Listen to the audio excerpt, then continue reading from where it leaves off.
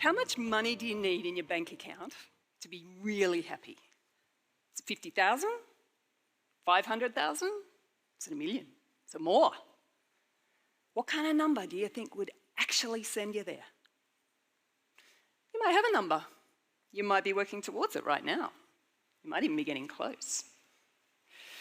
But I'm here to tell you that no matter what that number is, you're never going to be happy all the time. And getting rich is the slow boat there. In the next 15 minutes, I'm going to share with you a better recipe. When I was 24, I'd landed my first real job outside of a university. I joined an HR consulting firm. And for the first time in my life, I was being paid more than a pittance. No one had taught me how to live a great life. I didn't even really know what that meant. So I looked around in my society for clues.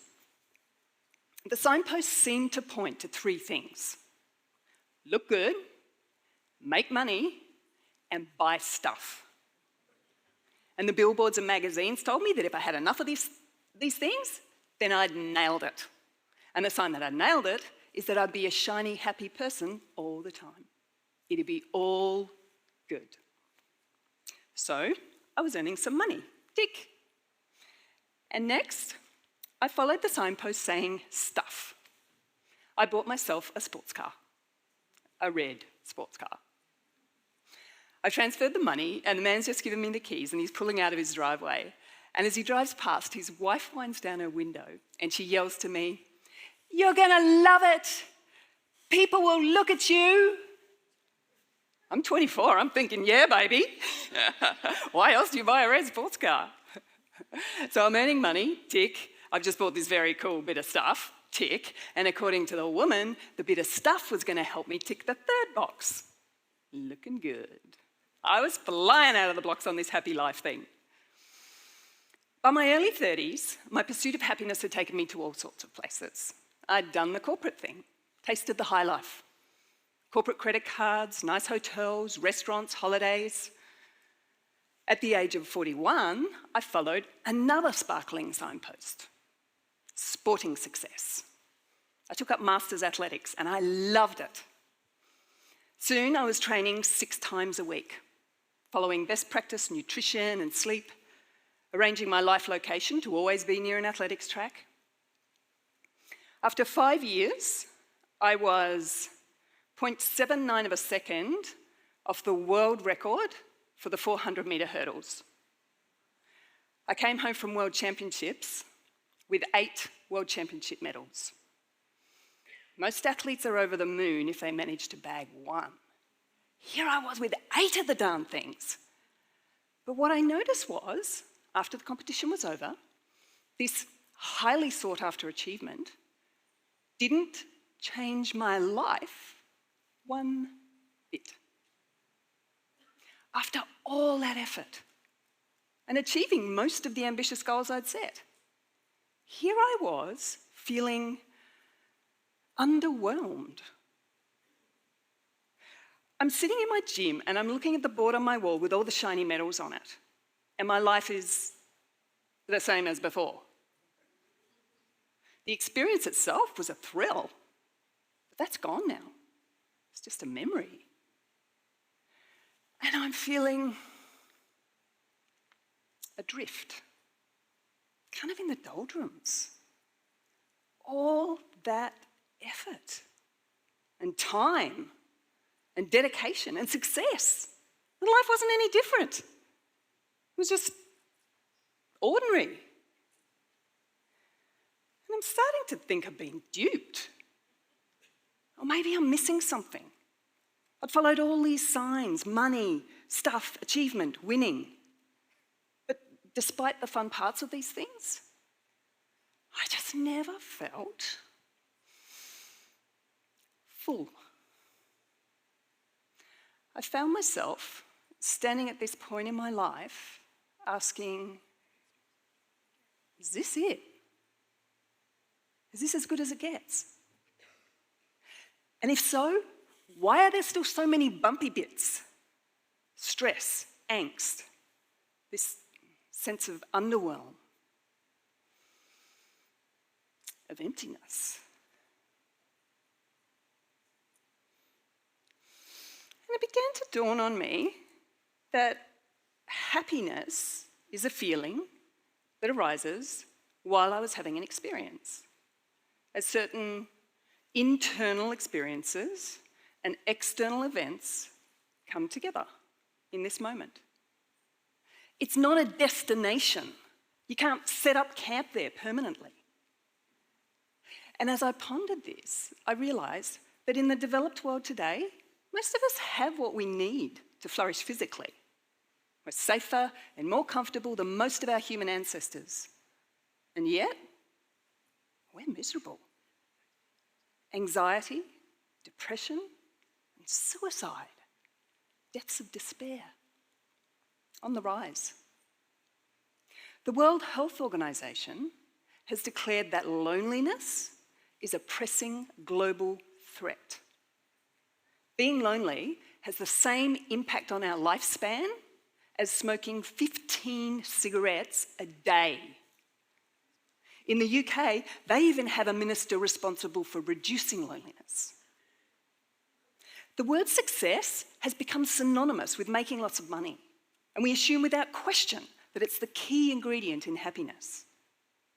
Meanwhile, a lack of connection with others is literally killing us. Well, I want to hack down this misguiding signpost that tells us that getting rich is the answer. I discovered that out of the 195 countries in the world, the US is the 6th wealthiest by GDP per capita, and it has the 3rd highest suicide rate in the developed world. 23rd out of all 184 countries that reported. Clearly, money isn't delivering the happiness we think it will. So I looked to the research, and it turns out that if we're asked to assess our satisfaction with life, money matters. It seems to be the measuring stick we use to judge our satisfaction with life. The more we have, the more satisfied we are. However, the research on our happiness in life, that is, our actual lived experience of happiness on a day-to-day basis, that tells a different story. What that tells us is that there is a link between money and happiness, but the size of that relationship is ridiculously small. On a 100-point happiness scale, if you rated your life 70 at the moment, what size increase would you need in your annual household income to bump yourself up from 70 to 75? You would need a 2,777% increase in your annual household income for a 5-point boost. Seriously, think of the time and headspace and energy and stress we put in to earning more money. What a profound mistake we're making, slavishly following this signpost. Slow boat to happiness. So what's the answer? Well, first we've got to fix the goal. This idea that if we're nailing every signpost, we're going to be shiny, happy people all the time. This goal of an all-good, all-happy life, it's actually part of the problem. It's nonsense. No matter what we do with our lives, whether we are a famous rock star, or a 9-to-5 worker, or a CEO, or a stay-at-home parent, life's going to have bumpy bits. Setbacks, frustrations, losses, hurts, things not going our way. Those difficult spaces are not a sign of failure. They're a sign of being a human being who is alive We've got to truly accept that difficulties are part of the package of being a human. No amount of money, no amount of stuff, no amount of good looks is going to change that.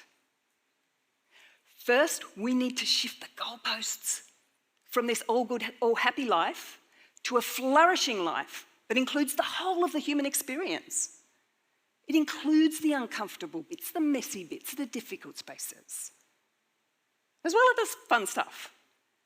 Flourishing is about fully absorbing the pleasant experiences in life, rather than letting them slip on by like we're made of Teflon.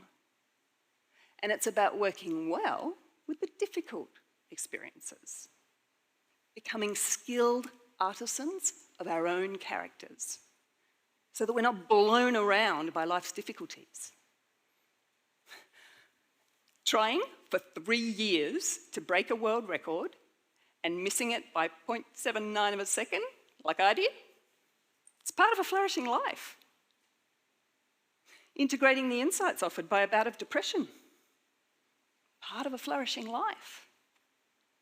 This means that the whole of life can be part of the flourishing project.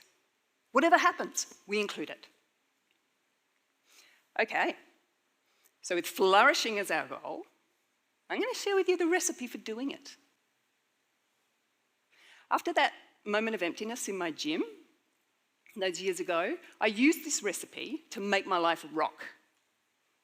It helped me see that some elements were really well nourished in my life, things like achievement, for example. But others were a bit underdone. Things like belonging and connection. And when I saw this, I could turn these into projects, amping up what was already in my life and prioritising these things. Okay, there are 9 elements of human flourishing. Think of a wooden raft made up of 9 planks. Each plank is an experience that nourishes us. Together they deliver both safety and fulfilment. The more that are well nourished, the more we flourish. Feel free to assess your own life on them as we go through. Okay, the first 4 make us feel safe. We have material security, feeling physically safe, having enough money to not be worried about getting by.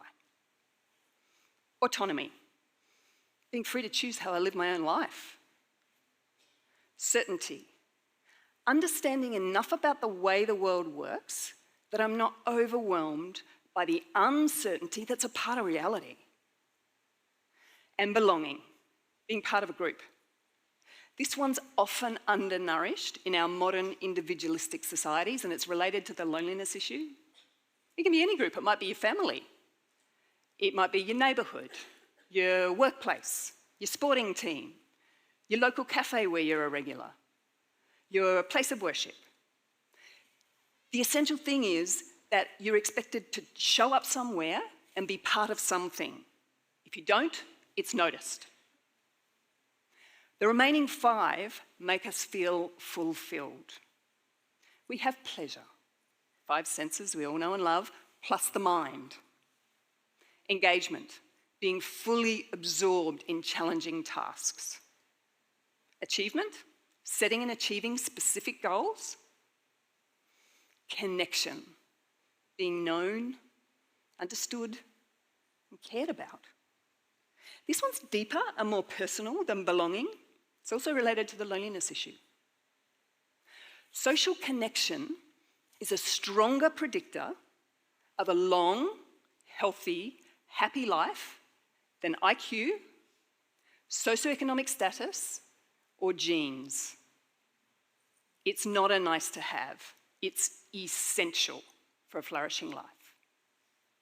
And finally, we have contribution, giving of our talents and resources to help others. Flourishing fully starts with 2 decisions. First, set your true north on flourishing, not happiness.